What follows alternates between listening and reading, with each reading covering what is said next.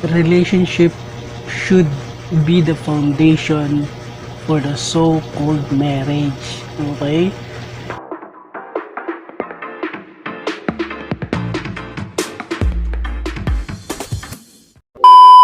So, hi guys! Ayun, naligaw na naman kayo sa channel ko. Naligaw nga ba?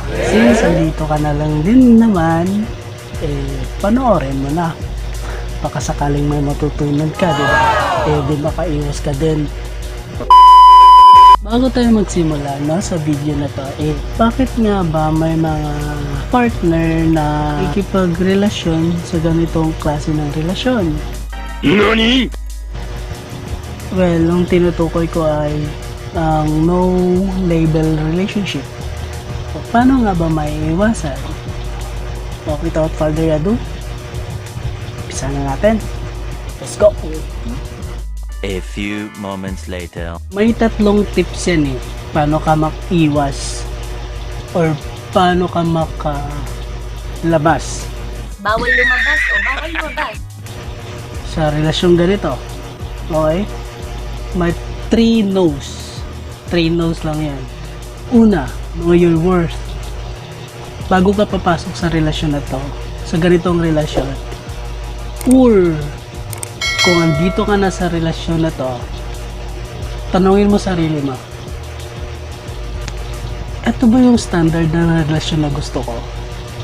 Eto ba yung magpapasaya sa akin? No commitment, open relationship. Yung feeling na hindi ka makapag-demand, hindi mo magawang magselos, hindi mo magawang humingi ng time, tsaka effort. Kasi unang-una, ba't mo gagawin yun? May kayo ba? Pangalawa, know the intention. Itong pangalawang no na to, kadalasan kasi applicable to sa mga lalaki. Okay, paano ko masabi? Sabihin natin na in general, may mga babae din na sila yung nagiging dahilan kung bakit ang isang lalaki biglang napasok sa ganitong klase ng relationship, yung walang label, dahil na rin sa babae. Nagpapakita ng motibo yung babae, pero pasok sa kanya, wala lang, pero para sa lalaki, nahulog na siya. Likewise, ganun din yung nangyayari. Yung lalaki nagpapakita ng motibo, nagpapahiwatig, pero wala lang sa kanya. At ito namang si babae, na-fall na. Nga, kayo mga babae, kung darating kayo sa point na nagkakamabutihan na kayo, nag-I love you na kayo sa isa't isa, at kinikilig ka naman, pa good morning, good night, kumain ka na, don't skip your meal, ingat ka lagi, may mga ganong messages na kayo, bago ka ma-fall, bago ka umasa, baka una mong gagawin, itanongin kung anong talaga yung intention niya. No, baka naman. Ano ba talagang gusto mong mangyari sa atin? Ano bang intention mo sa akin? Tapos pag sasabihin niya ng lalaki o ng babae na masaya tayo gusto ko ganito lang. What the fuck? Doon pa lang, umiwas ka na. O kung nasa relasyon ka na, tapusin mo na. Ang sarap kaya magmahal ng pinagsisigawan. Pero since nasa walang level na relasyon ka, hindi mo gets yun. Bago ka mahulog sa I love you niya, siguraduhin mong may level na ka muna. Pangatlong no. Know the reason. Know your purpose. Babalik ka sa babalik ka sa estado na tatanungin mo yung sarili mo. Ano bang rason? Ba't ka nakikipagrelasyon? Ano ba ang definition ng relasyon para sa'yo?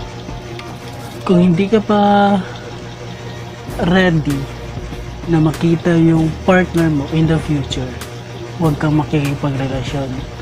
Kung hindi mo naman papakasalan, huwag kang makipagrelasyon. Kung papasok ka naman lang din sa ganitong relasyon, huwag ka na makipagrelasyon.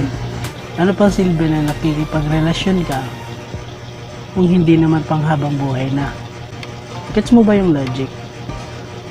Relationship should be the foundation for the so-called marriage. Okay? Paputang marriage na yan eh. So, kung hindi ka pa ready for the next level, huwag ka muna magrelasyon, be. O kuya, kung laro-laro lang naman, may basketball, may tennis, may ping-pong, may badminton, ang dami. Know your purpose. Bakit ka ba nakikipagrelasyon? Tanungin mo sa sarili mo, i-evaluate mo yung sarili mo. Ano bang gusto kong makuha? Bakit ba ako nakikipagrelasyon? Yun yung tatlong no's na tips kung paano makaiwas sa no label relationship. Una, know your worth, know the intention, and know your purpose or reason. Inuulit ko, masarap magmahal ng pinagsisigawan. Gusto nyo yung video na to, please like and subscribe para updated ka naman sa mga videos ko sa susunod. Okay. So, ayun.